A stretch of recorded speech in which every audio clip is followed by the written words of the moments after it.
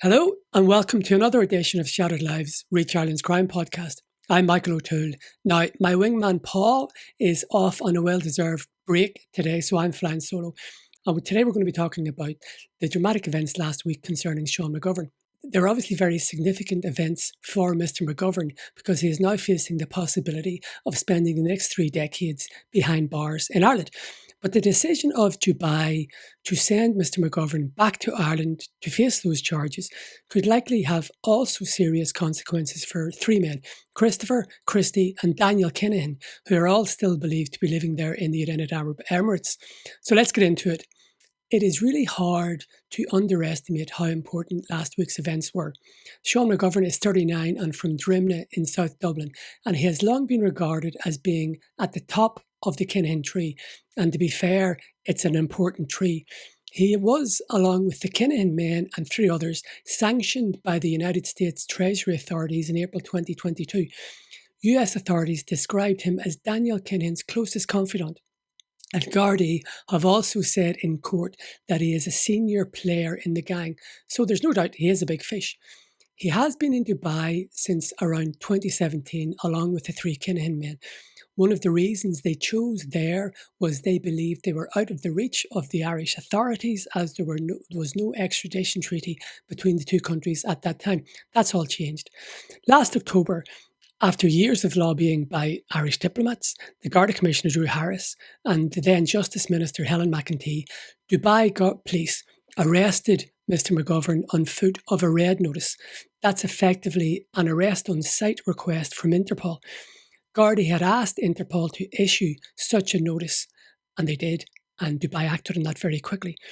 The red notice was based on a European arrest warrant issued by the Irish courts in March 2022 for Mr.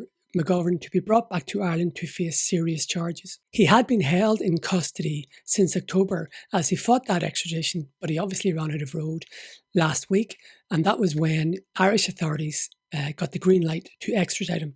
And it was a very complex mission. They sent an Air Corps CASA C295 plane to pick him up. It's a flight of around 7,500 kilometres. The CASA is normally used for maritime patrolling and surveillance around the Irish state.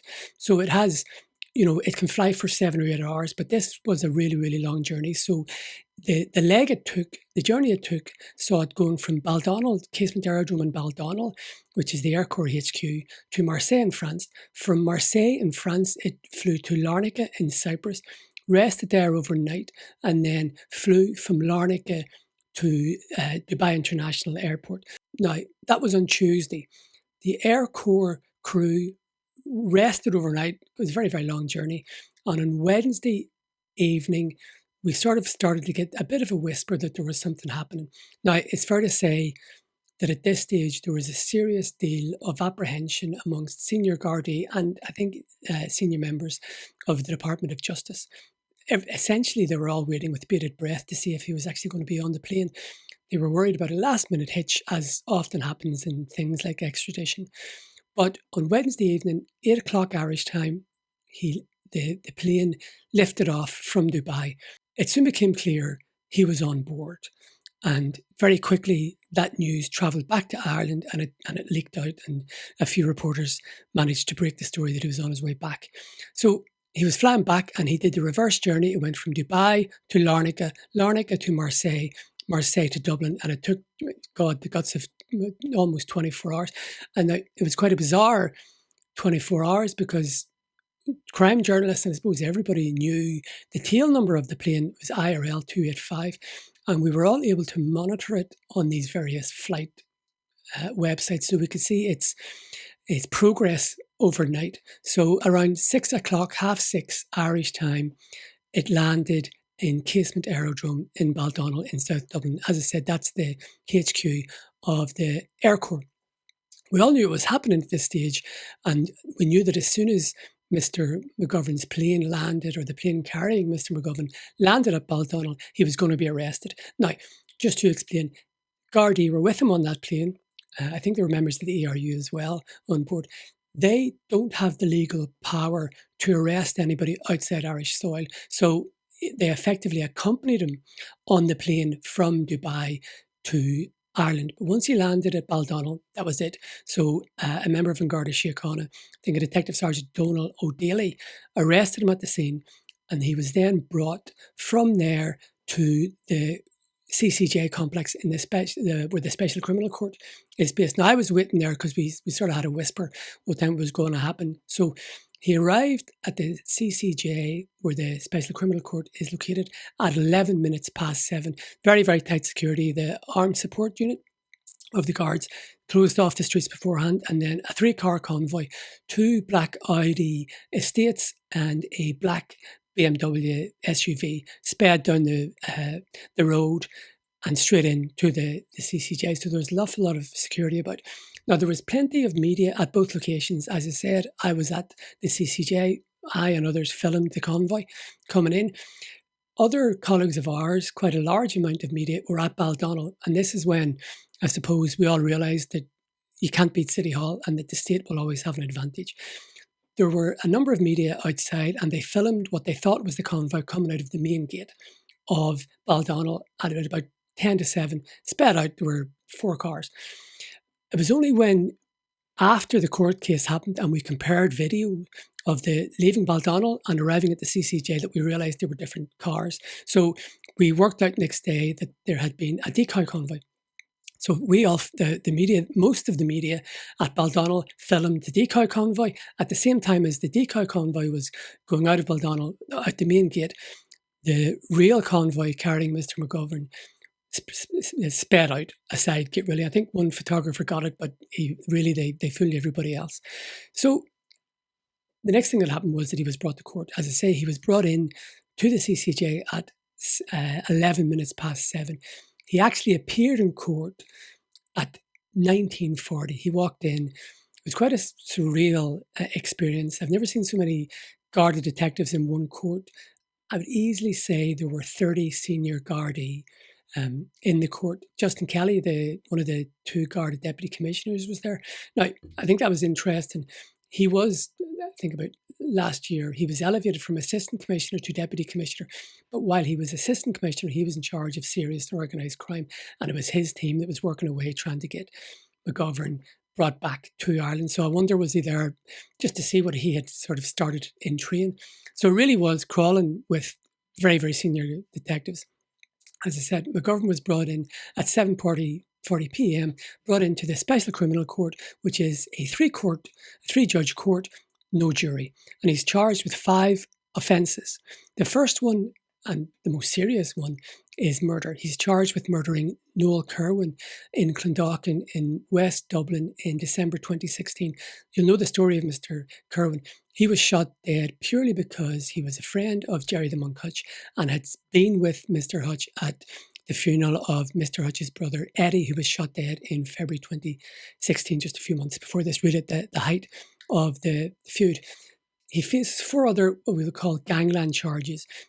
One is that he's alleged to have directed the activities of the criminal gang that murdered Mr. Kerwin between October 20th, 2016 and December 22nd, 2016, which was the date of the murder. Another charge in relation to Mr. Kerwin is that on the same dates, he facilitated that crime gang's murder of Mr. Kerwin.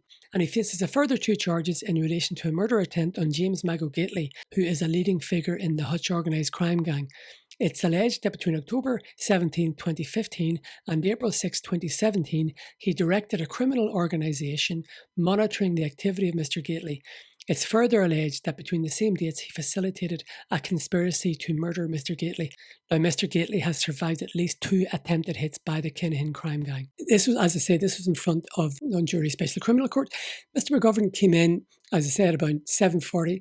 Very, I wouldn't describe him as bulky, but he was a very physically fit man. He seems to have shaved his head. You'll have seen pictures of him. We all ran in the Mirror and the Star and other papers have been running really for the last decade. I'd say he was a bit more, bit better built than then. He was in good shape. So he sat really impassive for most of the hearing. He was wearing a grey t-shirt, grey sweatpants, white socks and black sliders.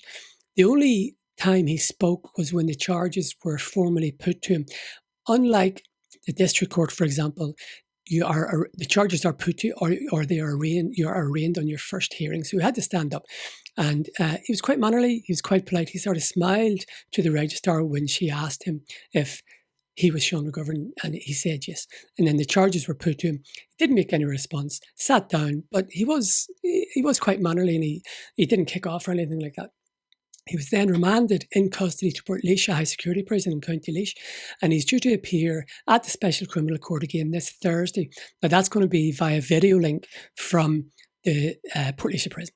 Now, there's no doubt these are serious charges. Murder carries a mandatory life sentence, and there are various sentences available to the judges upon conviction on the gangland charges, but directing a crime gang can carry a life sentence too. So these are very, very serious charges, as I say. Now, from experience, I would expect it will probably be a year to 18 months before the trial goes ahead. It might be longer. But I thought there was one interesting snippet in Thursday's court case, and that was Olin Kinahan, who was a barrister for Mr. McGovern, told the three judges that he was reserving his position on the lawfulness of Mr. McGovern's arrest and the jurisdiction of the special.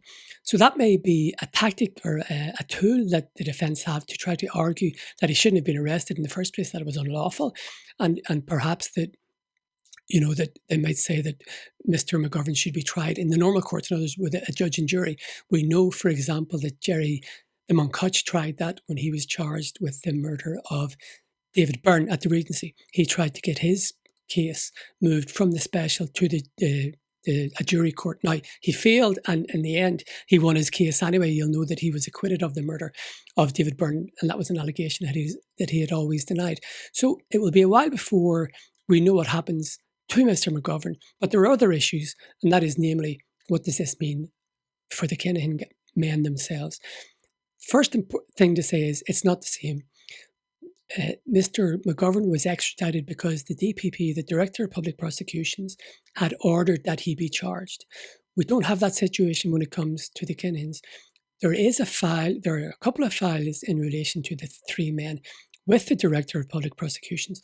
Gardaí have been asked for them to be charged with things like directing a crime gang, which, as I said, can carry life. But no charges have been laid. In other words, the DPP has not made any decision yet. So that is the first hurdle.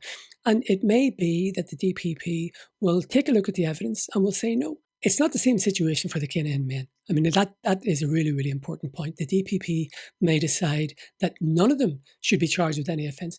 They may decide, the office may decide that they should all be charged. And if that does happen, they'll have to go through the same process. There'll have to be a European arrest warrant issued. There is now an extradition treaty between Ireland and Dubai and the United Arab Emirates. So that makes it a wee bit easier. But they will have to apply to the Dubai authorities, to the Dubai judges, to have the three men brought back here. Undoubtedly, the Kinahans will fight it, and undoubtedly it will be a long process. The other issue is the Kinahans now know what has happened to Sean McGovern. I wonder, is it beyond the realms of possibility that they will try to leave Dubai? Maybe they'll try and go somewhere else.